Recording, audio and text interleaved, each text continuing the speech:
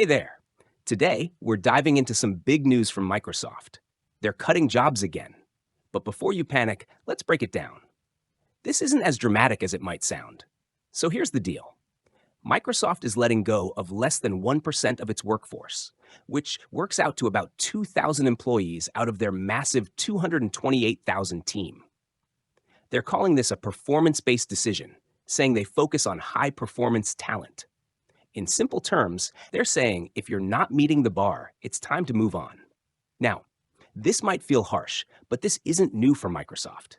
Last year, they laid off 10,000 employees, and earlier this year, they cut 1,900 jobs in their gaming division after acquiring Activision Blizzard for $75 billion.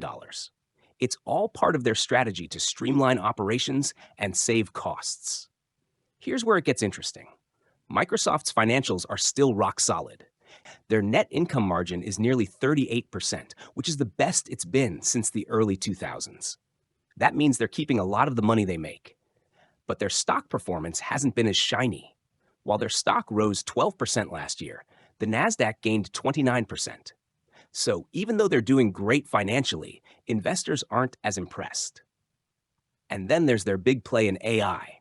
Microsoft has poured over $13 billion into OpenAI, the creators of ChatGPT, and it's been a game changer.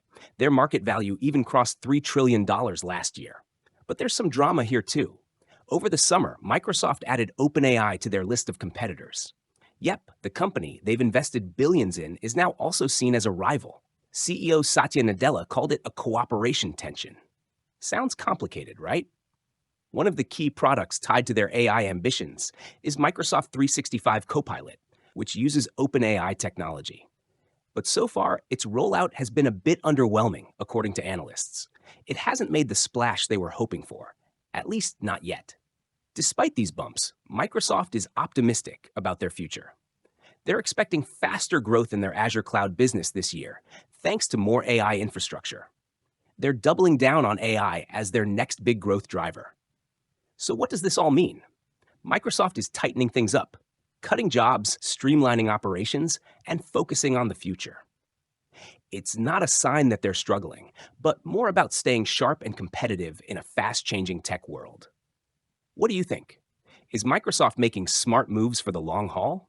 Or do these cuts hint at bigger challenges ahead? Let me know your thoughts.